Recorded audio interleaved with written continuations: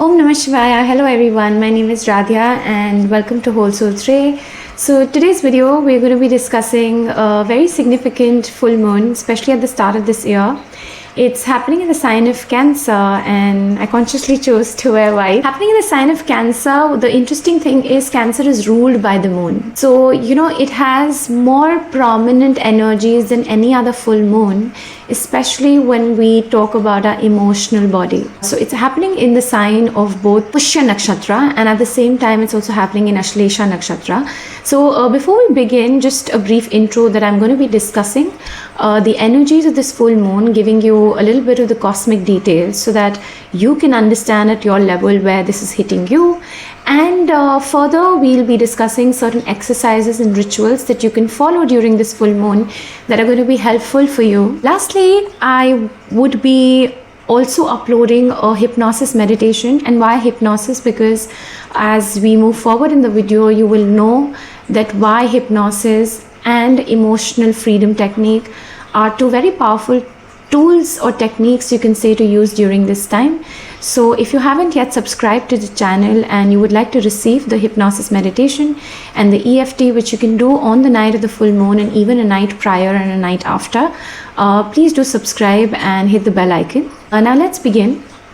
When I speak of the continent where you are, specifically if you're in the Indian subcontinent and in and around Asia, then you will be witnessing more of the Pushya Nakshatra vibrations because most of this moon during the day, the entire day on 1st of February, is happening in the Pushya Nakshatra. Later in the night, when the moon is at its peak, it's in Ashlesha Nakshatra, and that's why people from other parts of the world or the Western continent, they are relying more on Ashlesha. Now, if I have to talk about the main theme, right? Cancer, 4th house, water, and everything that's to do with familiarity, safety, nourishment, motherland, feminine energy. That is the most significant theme of this full moon. In what areas of your life, you feel safe, or what is it that you emotionally nurture on a daily basis or feed into on a daily basis. And that is where your attention is being brought. Where in your astrological chart is the number 4 written? 4 represents Cancer. In that specific house is where matters will be more heightened. Okay. So you can see chart specifically, or if you want to book a consultation, you can do that as well. Now, when we discuss about the 2 different nakshatras and what is the overall theme of this full moon, so I wanted to think in terms of where in your life, right, have you been over giving, over nurturing, confusing emotional codependency with love? Some of the questions that, are you confusing closeness with safety? Have you been over nurturing something and still feeling empty or dry? Matters around your home, like even family constellations or understanding ancestral lineage patterns, it's a very, very prominent time. And how your emotions play a role in regulating or dysregulating your nervous system, because this full moon is all about safety. And once we get deeper into the nakshatras, it is also highlighting very deep-seated unconscious emotions, because Ashlesha represents the snake, the symbol of the snake.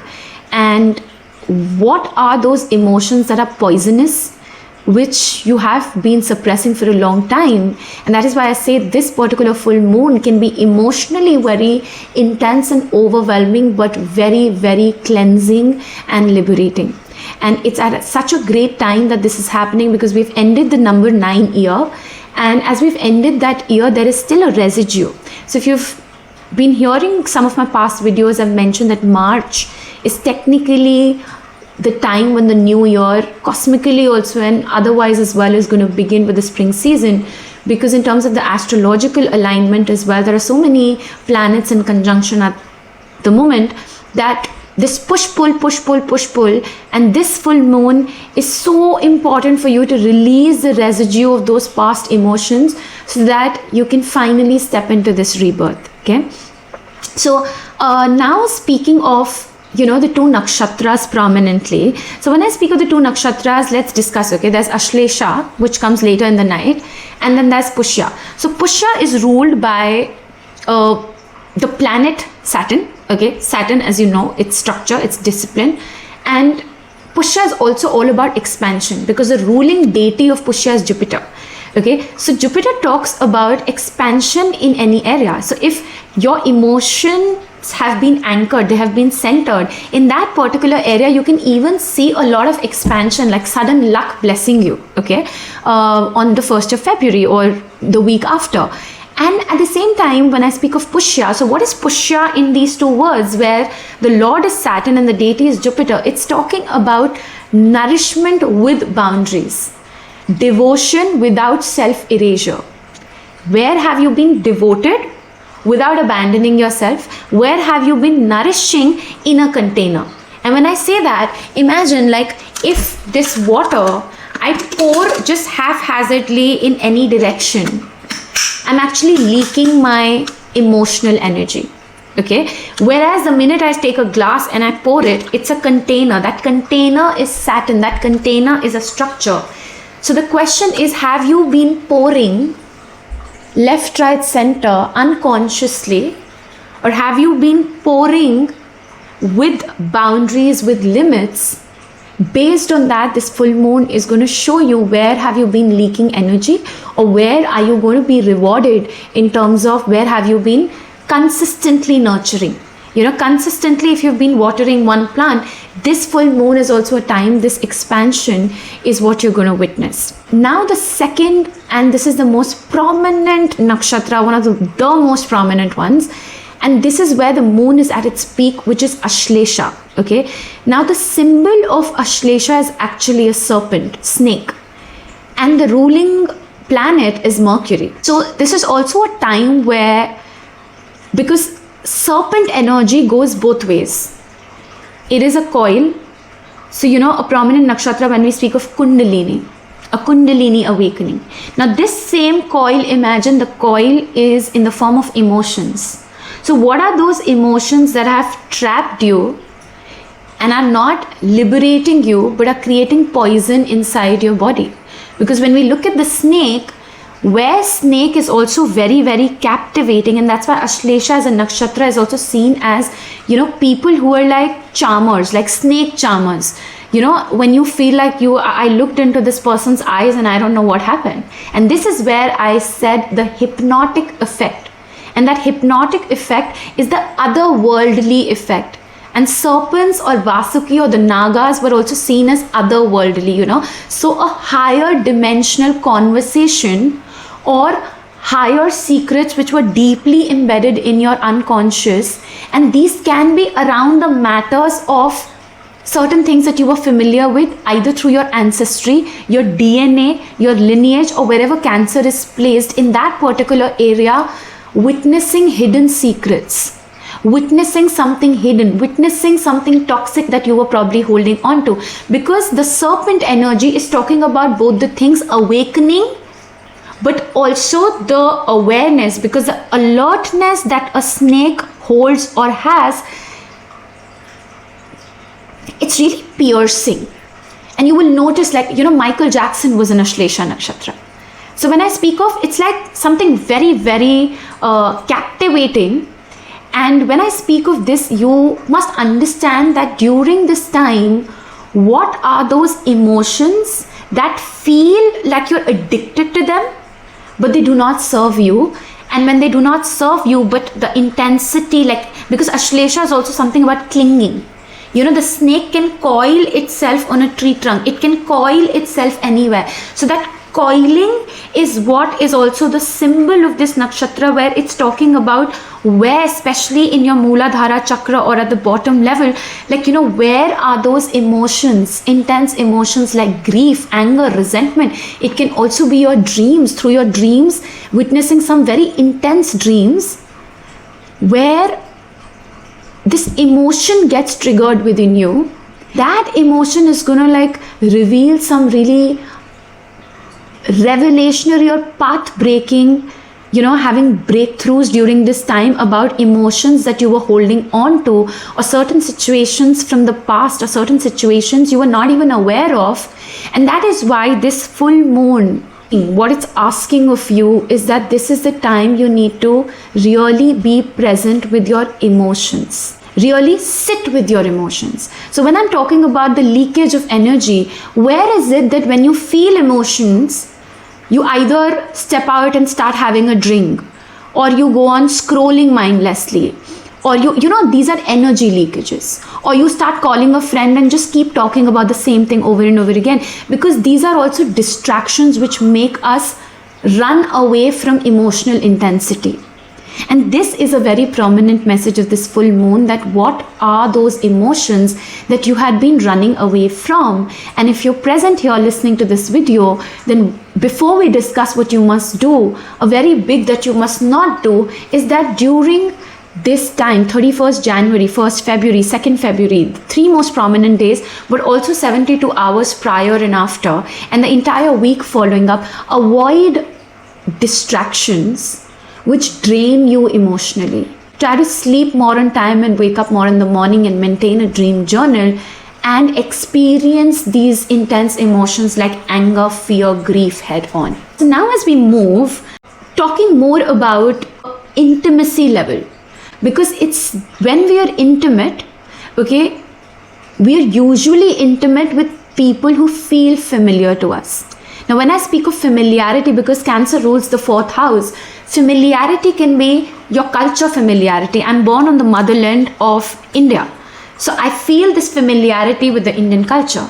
Then mother, that's my familiar place. But also familiarity is maybe a workplace does not serve you, but you're very afraid of changing a job or quitting the job because it feels familiar where you are. There are certain friendships, that we have in our life which we don't resonate with any longer. They don't align with us.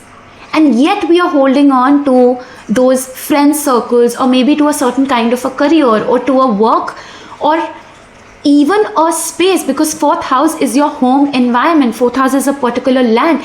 Anything where you're holding on to something only based on familiarity. Oh, I've known this person for 10 years. Oh, they have been with me since childhood. But am I resonating with them right now? Or do I feel emotionally drained and depleted? This full moon is asking you to pay attention to all of those areas, that where are you holding on to something because you kept emotionally investing into it, but it's no longer serving you. Where have you been caretaking as a form of control? So, codependent relationships in your life will be highlighted.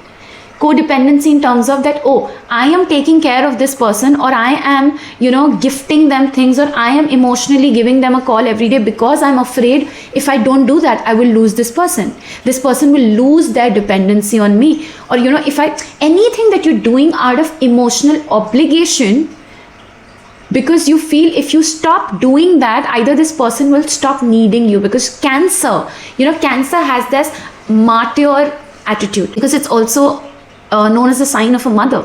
How mothers sometimes are unconditionally so nurturing at the cost of their own self. And this is why oftentimes we tend to confuse devotion with love, but devotion without boundaries. Why I said boundaries? Saturn, ruling planet of Pushya.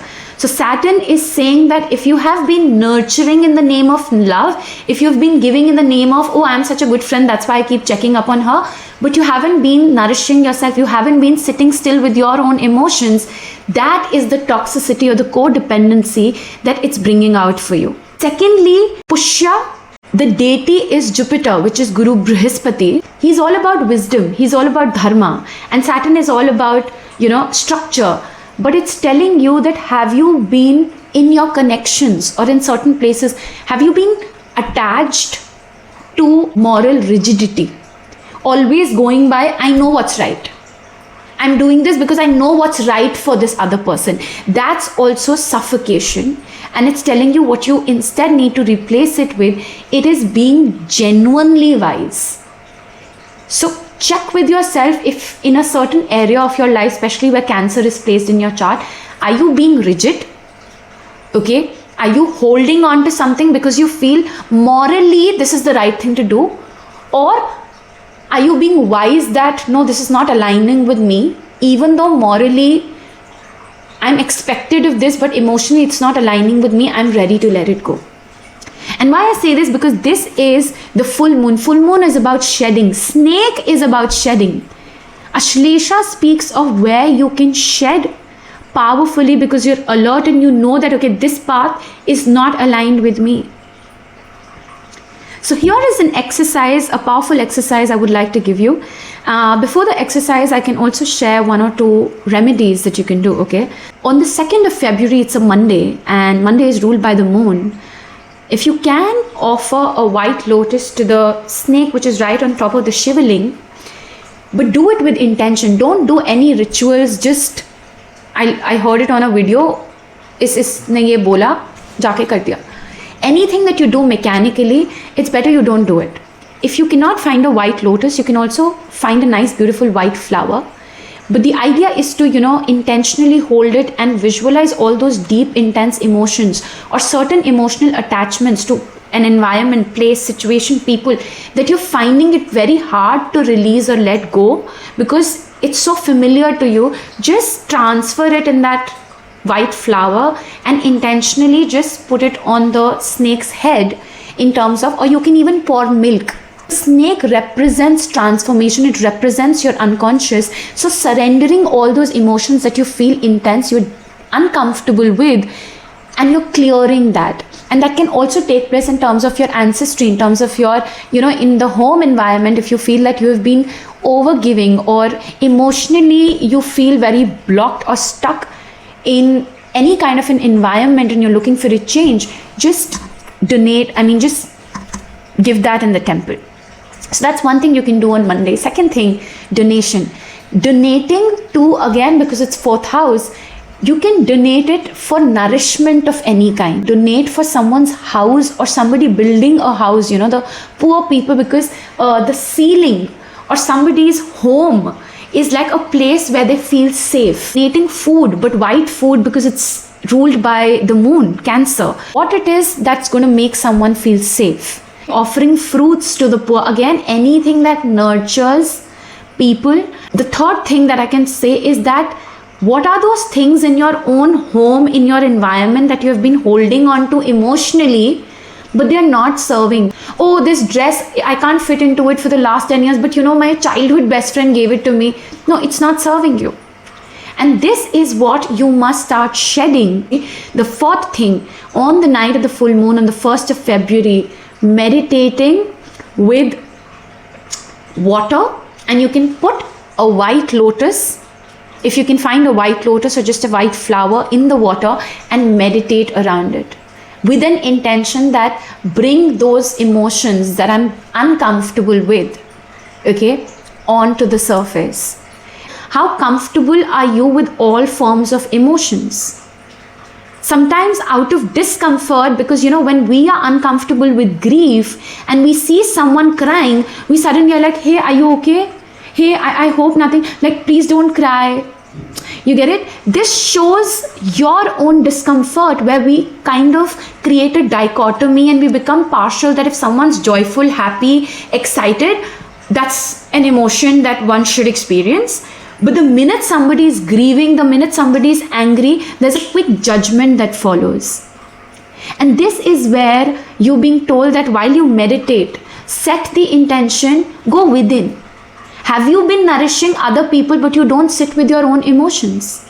Have you been offering that, hey, I'm here on call, you can vent it out to me, but are you someone who's running behind away from your own emotions?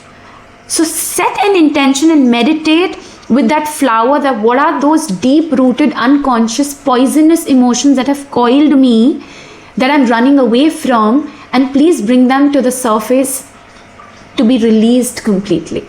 Now coming to the main exercise. It's a very powerful exercise. If you do it, you'll need a paper and pen, and I always say writing is a great form of release. So I'm going to divide this exercise into 3 columns. Okay, just imagine 3 columns. The first column, I want you to write what I feed into regularly. What I feed. Okay, you can simply write what I feed. In the second column, I want you to write what feeds me back. Now, remember, we are talking about nourishment and emotion. So this feed is what makes us feel nourished. Okay. In the third column, I want you to write what I am continuing to feed into out of guilt, fear, attachment. Okay, you can pause the video, you can go get the pen and paper, because tomorrow never comes, and create it and do it as I'm saying it. Okay, so in the first column, don't just listen that I'll listen and then I'll do it. Pause, come back. Okay, so in the first column, I want you to start writing that what is it that I feed into regularly in terms of my emotions. It is maybe a mother would say that, okay, on a daily basis, I cook food for my family emotionally and I feed to them. Okay, it can also be that, okay, I take a shower very consciously and it actually nourishes me when I shower. Thing can be, for example, I'm making this video. I am feeding it into almost regularly. I do share my knowledge, but it makes me feel nourished. Second column is what feeds me back. So what is it that you receive? And here is where I say, like, okay, when I eat an apple, for example, I feel really nourished. When I am heard by someone without advices, without judgments, without suddenly like making me feel like, oh, it's uncomfortable to experience something, I feel nourished when I'm just heard. That's an example. My mom's cooked food, homemade food, I feel very nourished. Okay, when I'm hugged and held, not a superficial, artificial hug, but when I'm hugged and held, I feel nourished. So what is it that feeds you back? And there can be several things. Please think and take time to do this exercise. Okay. The last column, very, very important. What am I continuing to feed into that I am doing it out of obligation, guilt, attachment, fear? Maybe you are, see, because every time you're feeding something, maybe you are watching reels.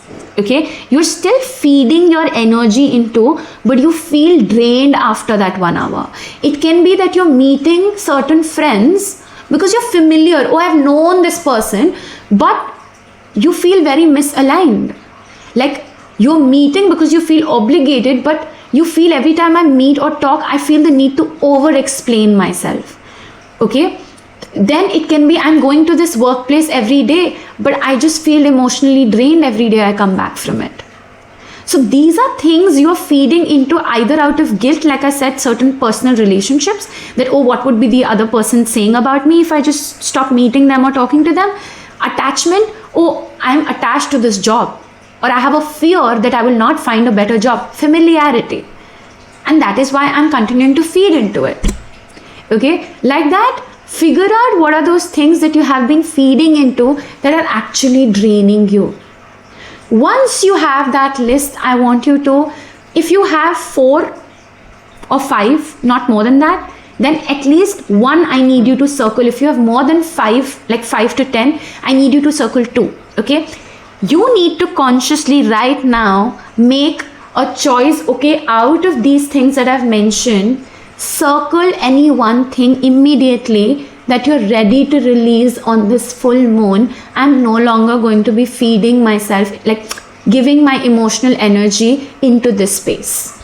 Once you're done with this, I want you to come on the 4th part of this exercise. You have to write, once I've cleared this energy, what space gets created? And in that space, where am I utilizing that energy to feed this energy emotionally where I do feel nourished? I'll just take an example, okay? Let's say that there are certain people that I did not feel aligned with. And I felt drained, or I just felt like, yeah, we are talking because there is a familiarity, but I no longer feel aligned. And when I consciously chose that, okay, this is not the set of people, I don't want to feel guilty, and I'm ready to get rid of this energy and prioritize or choose my emotional well-being, a space I've created, and I'm like, okay, I want to join this kind of a community, and maybe I want to join, example, a dance community where I'm dancing with certain people, or I'm joining a community, let's say some of the mothers, where I'm meeting other mothers and my child is also enjoying, and I'm feeling much more emotionally energized in this community. This is the exercise you have to do. That, okay, firstly you should know what you're releasing, okay, which does not need your emotional energy. What space have you created, and in that space, what is this new thing that you're inviting? So this is the exercise I will leave you with. Please do it. If you have any questions, leave it in the comment section, and I'm wishing you all the very best, and I'll see you when I see you. Thank you.